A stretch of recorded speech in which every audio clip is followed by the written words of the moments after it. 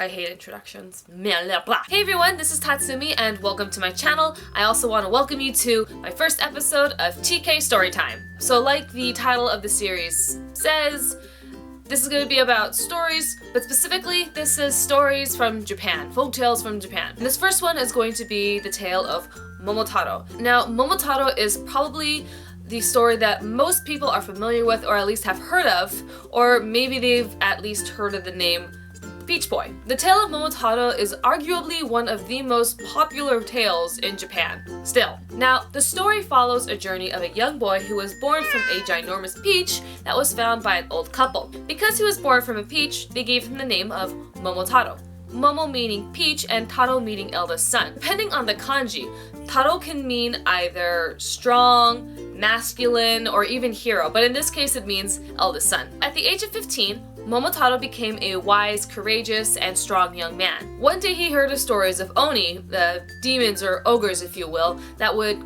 come from their island and invade the mainland. This island that the Oni would come from was called Onigashima, or Demon Island. They would kill, rob, and just be an absolute terror to the local people. Momotaro heard of these stories and asked his parents for permission to go and stop them. Though his parents were hesitant, they did agree and they let him go on his journey. But before he left, they made him 3 rice cake snacks to take along with him. During his journey, Momotaro met a dog, a monkey, and a pheasant along the way. The 3 joined Momotaro on his journey, and each were given a piece of one of his rice cake snacks. Once on the island, Momotaro and his friends engaged battle with the Oni. Now, at first, the Oni thought of this as nothing but a joke. I mean, 3 animals and a human child fighting hundreds of Oni.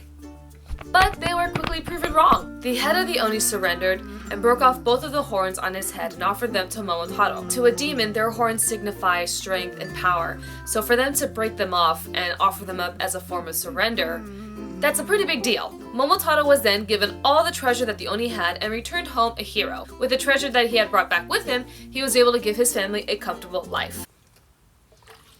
So now that you know the story of Momotaro, or maybe I just repeated information that you already knew, what else is there? How much of Momotaro's tale can be found in today's Japanese culture? So there are many different variations of the story, depending on the region. Some say he was found floating in a box. Others say that Momotaro was a lazy son who did nothing but sleep all day, but it's more than likely that the story that we know now today is the more favorable one because he embodies the ideal role model for young children. The story of Momotaro can date back as far as the Edo period, possibly even further, but it is speculated that the origins of Momotaro is connected to the legend of Kibitsuhiko no Mikoto. That is a mouthful. According to the legend, Kibitsuhiko no Mikoto was sent by the emperor's government to go and defeat Uda of Kudara.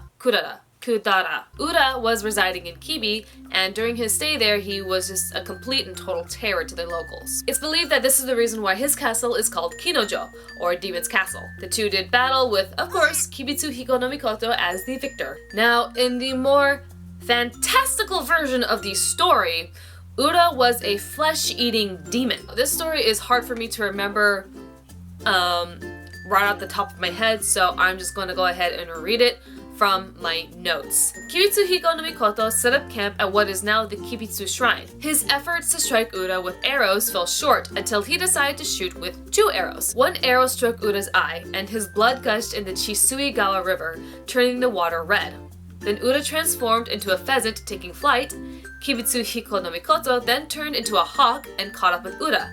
But then Uda dropped into the river, morphing into a carp, which then led to Kibitsuhiko no Mikoto to turn into a cormorant, catching Uda and finally defeating him. As mentioned before, the Kibitsu Shrine is believed to be where Kibitsuhiko no Mikoto set up his camp. This particular shrine is considered to be the main shrine of the 2 and is now one of Japan's national treasures. It's not known when the shrine itself was founded, but it is known that the shrine was destroyed in the 11th and 14th centuries. Its current buildings are from a reconstruction that begun in 1425. It's also said that Uda's head is buried underneath a stove in the Kamadono Hall and is now being used for fortune-telling rituals. The shrine's most distinctive feature is its rooftop structure with 2 roof ridges that are connecting as one. Another feature is a 400-meter long corridor that connects the main shrine to the secondary shrine. The Kibitsuhiko Shrine is not as popular as the Kibitsu Shrine, and its foundation completion date is also unknown. It was rebuilt in 1697, and due to a serious fire, it had to undergo, I almost said surgery, it had to undergo reconstruction with modern structures. In the legend, this shrine is said to be where Kibitsuhiko no Mikoto settled and built his home. The shrine also has its own landmarks, one being a stone lantern that is believed to be the tallest in Japan, standing at 11.4 meters. There is also an old cedar tree that is believed to be 1,000 years old. Whether it's truly 1,000 years old or not, it's still a pretty ancient tree, to the point where much of the rotted wood was replaced with concrete, now making it more concrete than actual living wood. Back to Momotaro himself, he was actually a very popular figure during World War II. Momotaro represented the Japanese government, the animal companions represented the Japanese citizens, and the Oni represented the enemy soldiers. Though this isn't actually directly referenced, it is believed that the demon island Onigashima represented Pearl Harbor. One war propaganda was an animated film called Momotaro no Shinpei, Momotaro's Divine Sea Warriors. Though it wasn't the first war propaganda, it was the first Japanese feature-length animated film. It ran 74 minutes long and was first screened on April 12, 1945. The director, Mitsuyo Seo, was ordered to create this propaganda for the war, but he instead actually wanted to instill dreams and give hope to children. He was actually inspired by the 1940 Disney film Fantasia, which was previously shown to him by the Naval Ministry. In his film, Momotaro appears as a general, and the animals that accompany him are high-ranking officials. After the war, it was presumed that the film was confiscated and destroyed by the American occupation. However, a negative was found in a warehouse in 1983 and was re-released in Japan on VHS in 1984. Today, the film can easily be found on YouTube with English subtitles. You can also find a link in the description box. Today, the Okayama Prefecture is famous for being the home of Momotaro because of its many connections to the tale.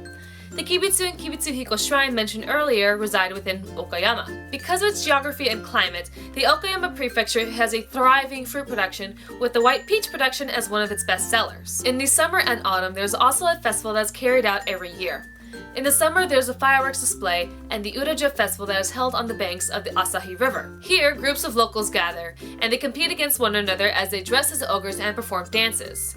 And in the autumn, there's an exhibition of the local products and arts. There's also the Momotaro Karakuri Museum in Kuroshiki.